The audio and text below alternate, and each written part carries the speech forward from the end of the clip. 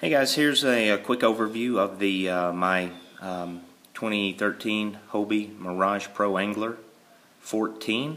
I just bought this boat a couple of weeks ago and have spent the last couple of weeks getting everything set up on it. Haven't even had it on the water yet, but I'm looking very forward to that. I did put it in the swimming pool out back and test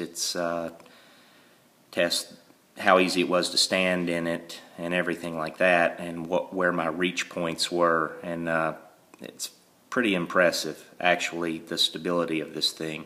So anyway, didn't do a great deal to this boat because I don't think with this boat there's a lot that needs to be done, but I will show you everything that I've put on it that it didn't come with. So the first thing, let me swing over here. I've got the big Trax cart. I do some beach launches, so I went with the big wheels to get it through the sand. You can see my my anchor trolley system. Pretty simple design there, nothing much to that. So let's get back to the fun stuff, the boat. I guess the first thing you notice right off the bat is I put C-deck flooring in the boat. Very happy with that, very easy to put in. Everything's cut pretty much perfectly. And if you just take your time, it goes in very easily, and it's just can't say enough good stuff about this product. As I understand it, Ocean Grip also makes us pretty much the same thing, and theirs is cheaper, and with Ocean Grip you get the piece that covers the back deck, and with C-deck you get a piece to cover the back hatch, but not the back deck. I think you can order it extra, but I'm not too worried about that.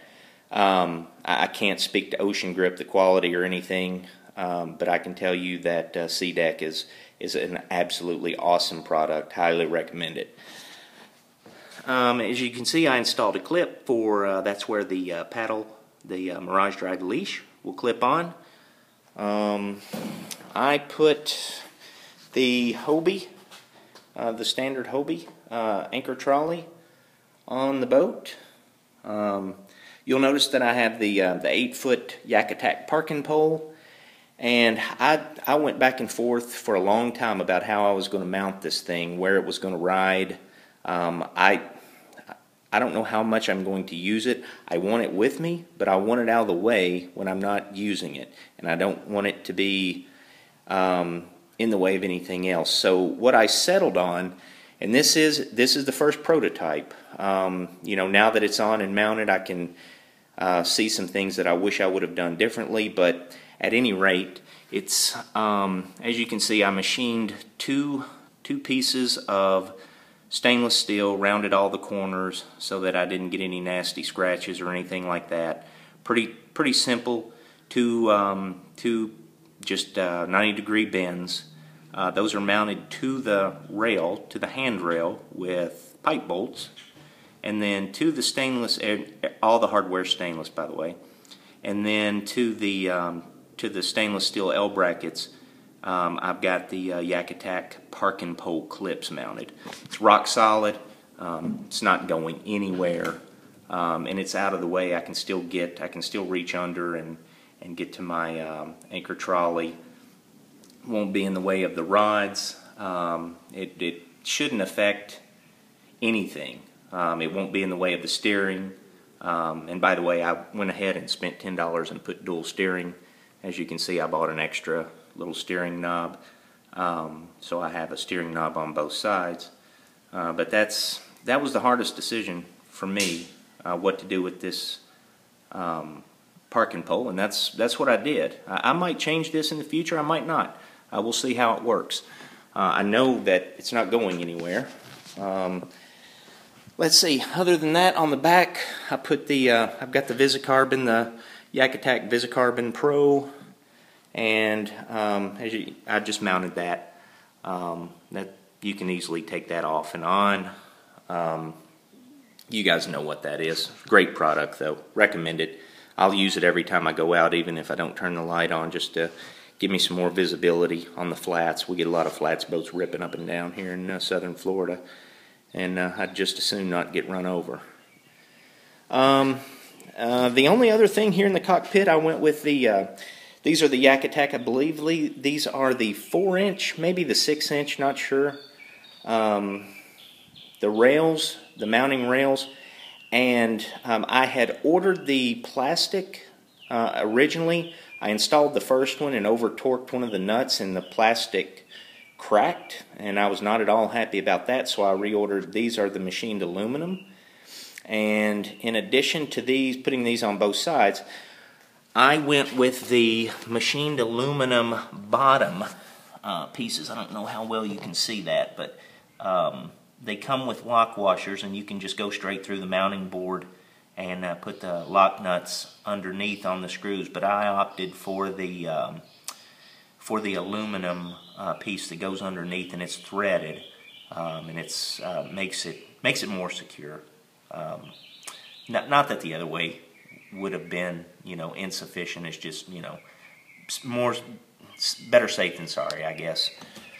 And on this side, I keep it pretty simple. Scotty rod holder on the that I can detach that and get it out of the way if I'm not trolling or want a rod holder.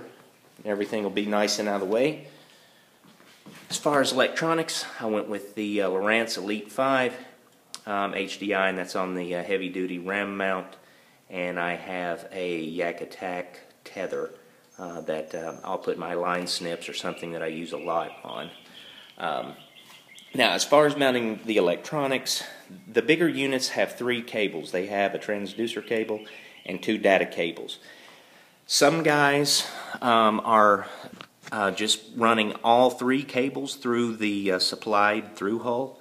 The problem with that is you have to kind of cut a grommet or kind of smash them through there, and I didn't like the idea of that, so I went ahead and ordered another through hull kit, put it in, and this way I've separated the data wires from the transducer wire, and each one of those through hulls has the proper grommet fitting.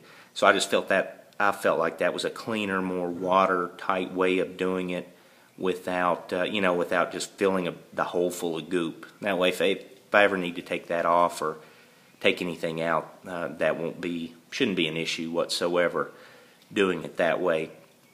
And I did the same thing that a lot of guys are doing. I sacrificed this back hatch for my battery. Let's see if I can get this out and show you. Pretty typical. There's the through hull comes with 2, the extra kit. And if you can see, I've got a waterproof connection there that I can unplug. There are the wires running up to the unit, and then if I take the top off of this, pretty simple setup. My battery sits in there sideways. I just connect those, and it's got the inline fuse, and I carry 2 spare fuses, and that's cut away to allow for the battery to sit in there perfectly on its side. And so that's a done deal. Once put that in there, put it all back and close it down. This is not watertight, but I think it is. I think it's water resistant is the official terminology, but everything's nice and secure and out of the way. And I think that is about it. Like I said, I can't wait to get this boat out officially. I've had it in the swimming pool testing the stability and everything like that, and it's all I need to do now is put some of that stuff in it and get out on the flats down here and maybe catch a shark or some reds or some trout or anything. I just want to get out in this boat and enjoy it. So one thing, if you're watching this video and you're a PA-14 guy, I would appreciate some feedback on. I had planned all along to use these rod holders. That's why I didn't put any external rod holders on there and build one of those racks. But I noticed a lot of guys are using those, and I'm wondering why they don't use the rod holders inside. So if there's something I'm missing, again, I haven't been out in this boat with equipment, and maybe it'll all become abundantly clear once I do that. But leave me some feedback and let me know why you do or do not use those rod holders. because I'll soon be building a bait tank for this thing out of a cooler, and be pretty easy to put some rod holders on that if I need to. But again, I was planning just on using the ones inside. So anyway, whether it's in a Hobie or any other boat, get out and enjoy the weather, enjoy the water, and happy yakking.